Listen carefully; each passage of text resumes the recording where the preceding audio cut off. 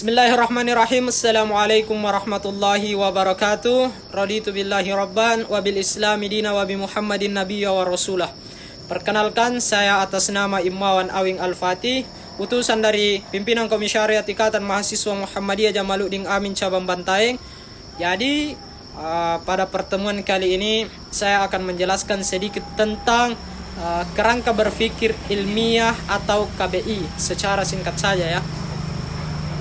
Hal yang pertama yang perlu kita ketahui mengenai kerangka berpikir ilmiah yaitu mengetahui definisi dari kerangka berpikir ilmiah itu sendiri.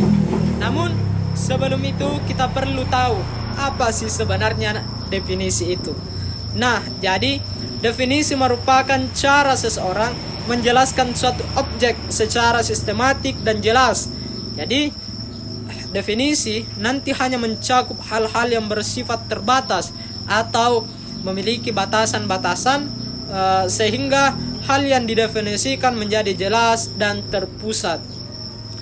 Setelah mengetahui pengertian dari definisi, tentunya kita sudah dapat menentukan definisi dari kerangka berpikir ilmiah itu sendiri.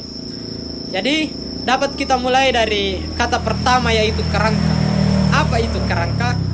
Kerangka dapat diartikan sebagai batasan ya, susunan, bingkai, bahkan tulang yang banyak arti kata lainnya sehingga kita didefinisikan maka dapat diartikan sebagai suatu yang menjadikan penopang atau penusung tegaknya sesuatu atau hal lain seperti kerangka diri kita sendiri.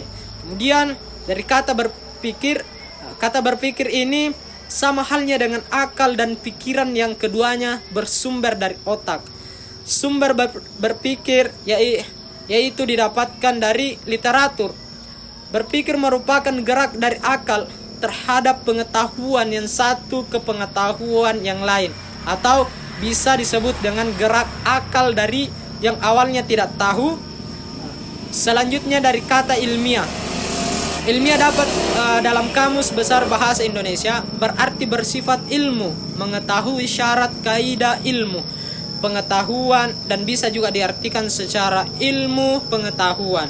Sehingga definisi dari ilmiah yaitu pernyataan yang bersifat keilmuan yang sesuai dengan hukum-hukum ilmu pengetahuan, atau disebut juga dengan sesuatu hangodat ya, dipertanggungjawabkan memulai metode ilmiah. Kemutlatan dan realitas, apakah dari semua yang ada, apakah ide atau realitas di luar kita ini bersifat mutlak atau relatif, dalam artian tidak hal pasti seperti dalam kacamata kaum sofisme di Yunani. Muncul sekelompok orang yang berpikir bahwa apapun yang ada dalam gagasan kita bersifat relatif ya. Sokrates, manusia harus mengatur perilaku mereka sesuai dengan hukum-hukum universal.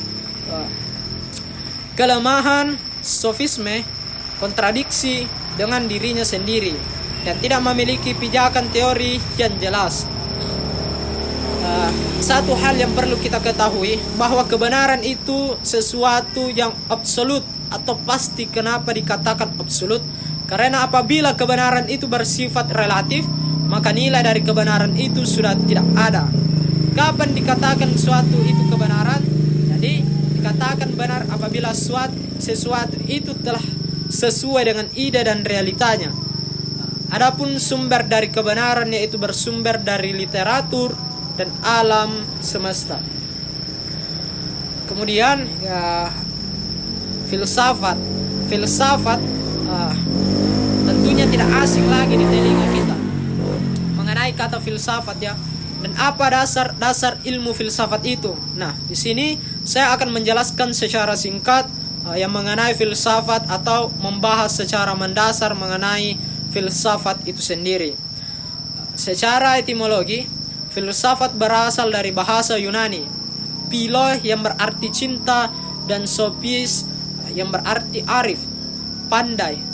Secara bahasa, semua filsafat lazim diterjemahkan sebagai cinta kearifan kepada dan kepandaian.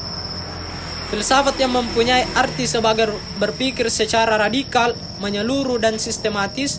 Maksudnya ya, dengan berpikir radikal, bahasa Yunani radix, akal atau sampai ke akar-akarnya, sehingga melihat sesuatu secara menyeluruh dan tersusun, sehingga kita dalam melihat persoalan kita dilekatkan dengan kata ilmu. Maka berarti berpikir secara radikal, menyeluruh ya, dalam sistematis terhadap ilmu.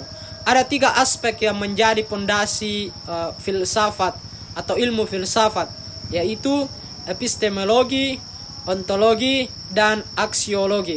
Epistemologi adalah ilmu yang membahas tentang sumber pengetahuan, berikut kefadilan sebuah sumber. Ontologi membahas tentang hakikat suatu dalam hal yang eksistensi dan esensi, atau dengan kata lain keberadaan dan keapaan sesuatu. Jadi mungkin itu saja ya, sedikit ya, singkat dari penjelasan tentang saya yang mendapatkan beberapa sumber yang pernah saya baca atau buku yang pernah saya baca. Mungkin begitu saja kerangka berpikir ilmiah yang saya bawakan pada hari ini. Lebih dan kurangnya mohon dimaafkan, dan apabila ada suatu kesalahan ataupun kekeliruan, itu datangnya dari saya pribadi, dan apabila ada suatu kebenaran, itu tidak lain tidak bukan suatu petunjuk dari Allah Subhanahu wa taala. Sekian dari saya. Billahi fi sabilil haq fastabiqul khairat. Wassalamualaikum warahmatullahi wabarakatuh.